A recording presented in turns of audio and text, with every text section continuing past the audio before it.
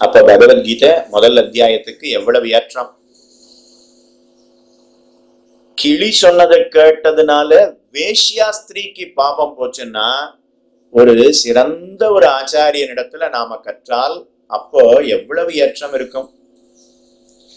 ஸ்ரத்த இல்லாம கேட்ட அந்த வேஷ்யா ஸ்திரீக்கே இவ்வளவு புண்ணியம்னா ஸ்ரத்தையோட விழுந்து சேவித்து சம்பாவனை செய்து அதுக்குன்னு நேரத்தை ஒதுக்கி மற்ற வேலைகளை எல்லாம் விட்டுட்டு வந்து ஸ்ரத்தையோட நாம கேட்டா அப்ப எவ்வளவு புண்ணியம் அப்படிங்கிறது உண்டாகும். அதனால பகவத்கீதை முதல் அத்தியாயத்தை தொடர்ந்து பாராயணம் செய்ய வேணும் அப்படின்னு பத்ம புராணத்துல உத்தரகாண்டத்துல காட்டுறார். அதை சொல்லியிருக்கேன்.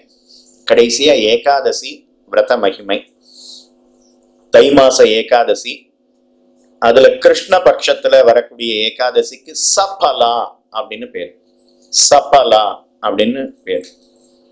உபவாசம் இருந்து கண்ணு முழிச்சு பகவான முழுக்க பூஜித்து அர்ச்சனை செய்து நாம அந்த ஏகாதசி விரதத்தை நாம இருக்கணுமா. இன்னைக்கு ஏகாதசி விரதம் இருக்குமே தவிர ராத்திரி முழிக்கிறதெல்லாம் அநேகமா கிடையாது. கலிகாலம் போட்டோம். குறைஞ்ச பட்சம் விரதமாவது இருக்கணும். பகல்ல தூங்காம இருந்தாலாவது போதும். அன்னைக்கு கண் விழிச்சு பகவானுக்கு பழங்களை எல்லாம் சமர்ப்பிக்கணுமா. சம்பாவதி அப்படிங்கிற பட்டணம், அந்த பட்டணத்துல மாஹிஷ்மன் அப்படின்னு ஒரு ராஜா இருந்தான். அந்த ராஜாவுக்கு 5 பிள்ளைகள்.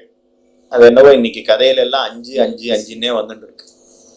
5 பிள்ளைகள். அதுல மூத்த பிள்ளைக்கு லும்பகன் அப்படின்னு பேரு.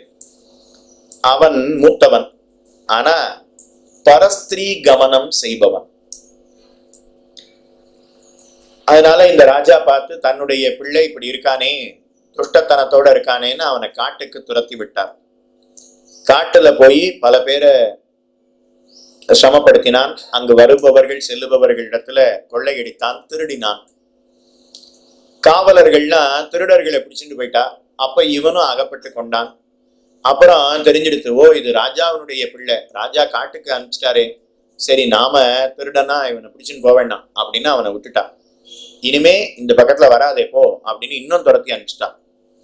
இன்னும் அந்த லும்பகன் திருடினவன், பொய் பேசினவன் இன்னும் காட்டுக்குள்ள போயிட்டான்.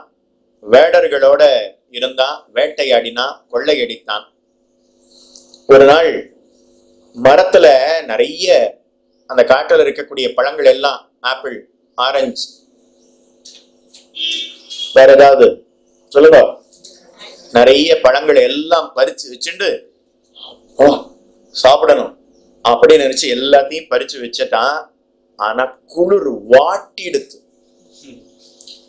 குளிர்ல சரியா சாப்பாடு இறங்காது. அதனால குளிர் வாட்டி எடுத்து, அதனால சாப்பிடவே முடியலையாம். பழங்களை எல்லாம் சாப்பிடணும்னு பறிச்சு வச்சிருக்கான். ஆனா குளிர் வாட்டினபடினால அவனால இந்த பழங்களை எல்லாம் புஜிக்க முடியல. இரவு பொழுது இன்னும் அதிகமா ஆயிடுத்து. அந்த பழங்கள் எல்லாத்தையும் அப்படியே பறிச்சு வச்சிருக்கான். தான் சாப்பிடணுங்கிறதுக்காகத்தான் பறிச்சான். இருந்தாலும் அவனால சாப்பிட முடியல. நேர ஆகாசத்தை பார்த்து, இறைவா உனக்கு இந்த பழங்கள் எல்லாவற்றையும் நான் கொடுக்கிறேன், என்ன இந்த குளிர்ல இருந்து காப்பாத்து அப்படின்னு ஒரு வார்த்தை சொன்னானாம். ராத்திரி தூங்கணும்னு நினைக்கிறான், குளிர் வாட்டுறது, தூங்க முடியல. 5 நிமிஷம் தூக்கம் வருது, அரை மணி நேரம் முழிப்பு வருது, கண்ணு இழுக்கிற மாதிரி இருக்கு, தூங்க முடியல. உபன்யாசத்துலயும் அதேதான், கண்ணு இழுக்கிற மாதிரி இருக்கு, தூங்குனா சுவாமிக்கு தெரிஞ்சிடுமே அப்படின்னு ஒரு பயம். அதனால ராத்திரி தூக்கம் வர்ற மாதிரி இருக்கு, ஆனா குளிர்னால தூக்கம் வரல. இப்படியே நேரம் செல்ல செல்ல சூரிய உதயம் ஆயிடுத்து. இப்போ அடுத்த க்ஷணம் பகவான் சங்க சக்கரதாரியாக அவனுக்கு காட்சி கொடுத்தாராம். ஹே லும்பக, பாபம் பண்ணினவனுக்கு பகவான் காட்சி. அவன் பார்த்து ஆச்சரியப்படுறான், நான் பாப்பியாச்சே, எனக்கு காட்சி தந்திருக்கிறீரே அப்படின்னு கேட்க, நேற்றைய தினம் ஏகாதசி, இந்த ஏகாதசி அன்னைக்கு நீ பட்டினியோட இருந்தாய், பழங்களை எனக்கு கொடுத்தாய், இரவு விழித்து கொண்டு இருந்தாய், அதனால உனக்கு நான் காட்சி தருகிறேன், என்ன வேணுமோ கேள் அப்படின்னு சொன்ன உடனே, நான் உன்னுடைய காட்சி கிடைத்து விட்டது, அப்பவே என்னுடைய பாப்பங்கள் அத்தனையும் விலகி விட்டது, இனிமே எனக்கு தாழ்ந்த எண்ணங்கள் ஏற்படாது, மறுபடியும் எனக்கு ராஜ்யம் கிட்ட வேணும் அப்படின்னு சொன்ன உடனே, அப்படியே ஆகட்டும் அப்படின்னு சொன்னார். அவனுடைய பாபத்தை போக்கினார், மறுபடியும் அவனுக்கு ராஜ்யம் கிடைத்தது அப்படிங்கிறது சரித்திரம். அதனால அன்றைய தினம் தொடக்கமாக ஓரொரு ஏகாதசியையும் அவன் விரதம் இருந்து முக்தி அடைந்தான் அப்படிங்கிறது சரித்திரம். அதனால பழங்களால பகவானுக்கு கண்டருளை பண்ணி, இரவு அவன் பகவானுக்கு கொடுக்கணுங்கிற எண்ணத்தோடலாம் பழங்களை பறிக்கல, அவன் சாப்பிடணும்னு பறிச்சான். ஆனா குளிர்னால அவனால சாப்பிட முடியல. அதனால அதாவது பகவான் இடத்துல பக்தியினால அந்த வார்த்தையை சொல்லல, என் குளிரப்போக்கு அப்படிங்கிற எண்ணத்தோட தான் அவன் சொன்னான். இப்படி ஸ்ரத்த இல்லாம பண்ணினதுக்கே இப்பேற்பட்ட பலன்னா, அப்ப ஸ்ரத்தையோட ஏகாதசி விரதத்தை நாம அனுஷ்டித்தால் அப்ப எப்பேற்பட்ட பலன் கிட்டும். அதனால அவன் என்னைக்கு இருந்தானோ அன்னைக்கு தை மாசம் கிருஷ்ணபக்ஷ ஏகாதசி, அதுக்கு சஃபலா அப்படின்னு பேர். தை மாச சுக்லபக்ஷ ஏகாதசி, அதுக்கு புத்திரதா அப்படின்னு பேர், புத்திரனை கொடுக்கக்கூடிய ஏகாதசி. பத்ராவதி அப்படிங்கிற ஒரு பட்டணம், அதுல சுகேதுமான் அப்படின்னு ஒரு ராஜா இருந்தான். அந்த ராஜாவுடைய பத்னிக்கு சம்பகா அப்படின்னு பேரு. அவன் இந்த பூமியை ஆண்டு வந்தான். அவனுக்கு பத்னி இருக்கா, ராஜ்யம் இருக்கு, வாகனம் இருக்கு, மந்திரி இருக்கார், சேனாபதி இருக்கார், யானைப்படை, தேர்ப்படை, காலாட்படை, குதிரைப்படை, பெரிய பெரிய மாளிகைகள், பவனங்கள்லாம் இருக்கு, உத்தியானம் இருக்கு, தோட்டம் இருக்கு, துறவம் இருக்கு, செல்வம் இருக்கு, வைர வைடூரியங்கள் நிறைந்து இருக்கிறது. ஆனா புத்திரன் இல்லை. புத்திரன் இல்லாதது எவ்வளவு சிரமத்தை கொடுக்கும். அதனால அந்த ராஜா மிகுந்த வருத்தப்பட்டான். புத்திரன் இல்லாம இருப்பதுங்கிறது ஒரு வாழ்வா, அதனால எனக்கு இந்த ராஜ்யம் வேண்டாம்னு குதிரை மேல ஏறி யாருக்கும் சொல்லாம காட்டுக்கு போயிட்டானா. காட்டுல வரா, ஏதோ ஒரு குளத்துல குதிச்சு பிராணனை விட்டுடணும்னு வரான். பிராணனை விடுறதுக்கு ஐடியா, குளத்துல மூழ்கி பிராணனை விட்டுடணும் அப்படின்னு முடிவு பண்ணினான். அங்க உள்ள வந்தா அழகிய தடாகம், அந்த தடாகத்துல திவ்ய உருவத்தோட சில பேர் அந்த இடத்துல வந்து நீராடி கொண்டிருந்தார்களாம். நாராயணா, மாதவா, கோவிந்தா, மதுசூதனா அப்படின்னு சொல்லிண்டே நீராடி கொண்டிருந்தார்களாம். அவர்கள்லாம் திவ்ய உருவத்தோட இருந்தார்கள்.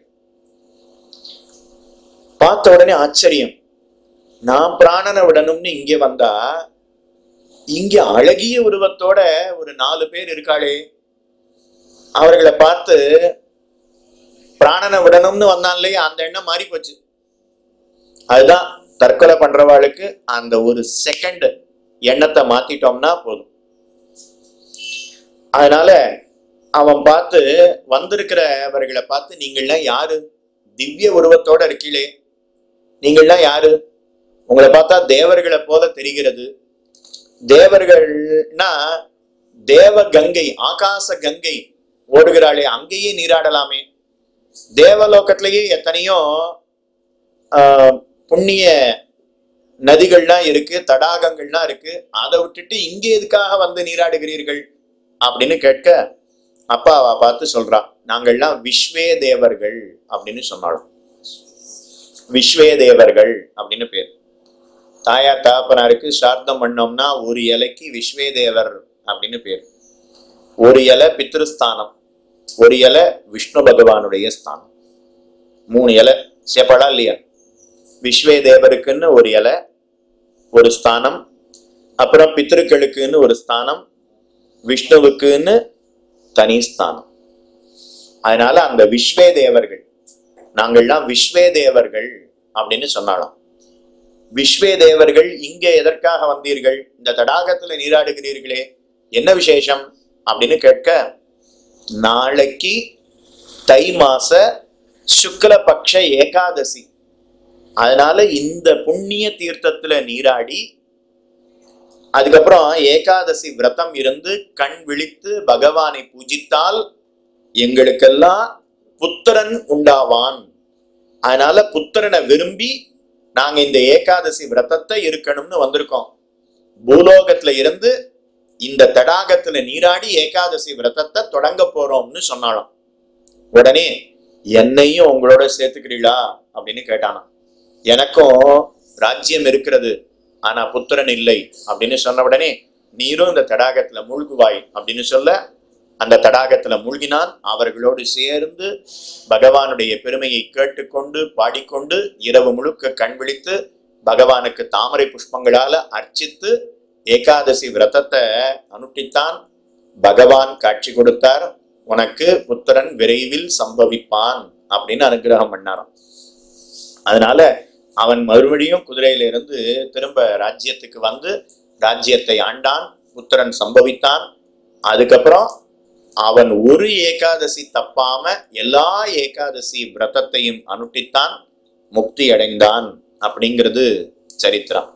இப்ப தை மாச ஏகாதசிய நாம பார்த்திருக்கோம். அடுத்து மாசி மாத ஏகாதசிய பிப்ரவரி மாதம் 12ஆம் தேதி ஞாயிற்றுக்கிழமை காலை 10 மணிக்கு இவ்விடத்துல காலக்ஷேபம் நடைபெறும். அடுத்த காலக்ஷேபம் அதுல மேல சொல்ல வேண்டிய விஷயங்களை நாமும் அனுபவிப்போம். இப்ப நர்மதா பத்தி சொல்லியிருக்கேன், ஒரு விஷயம் சொல்லியிருக்கேன். இன்னும் கங்கை, அதுக்கப்புறம் யமுனை, அதுக்கப்புறம் சரஸ்வதி, சிந்து, காவிரி, வைகை, துலா காவிரி, என்ன விசேஷம், இது எல்லாவற்றையும் அடுத்தடுத்து பார்க்க இருக்கிறோம். அதுக்கு மேல 25 ஏகாதசி, ஒன்னொன்னுத்துக்கும் பேரு, அதனுடைய பலன் எல்லாத்தையும் பார்க்க இருக்கிறோம். பகவத்கீதை 18 அத்தியாயங்கள், அதனுடைய பலனையும் பார்க்க இருக்கிறோம். புண்ணிய ராஜாக்கள், கீழே ஒரு 10-20 சொன்னோம் இல்லையா, அவர்களுடைய பெருமை எல்லாவற்றையும் நாமும் பார்க்க இருக்கிறோம். புண்ணிய பிரதேசங்கள், அதையும் நாம அடுத்தடுத்து பார்க்க இருக்கிறோம்.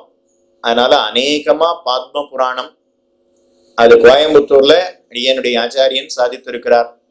அதுக்கப்புறம் அநேகமா இந்த புராணங்கள்லாம் யாருமே சொல்றது அப்படிங்கிறது கிடையாது. அதனால மதுரையில இருக்கிறவர்களுக்கு கிடைத்திருக்கக்கூடிய ஒரு பாக்கியம்.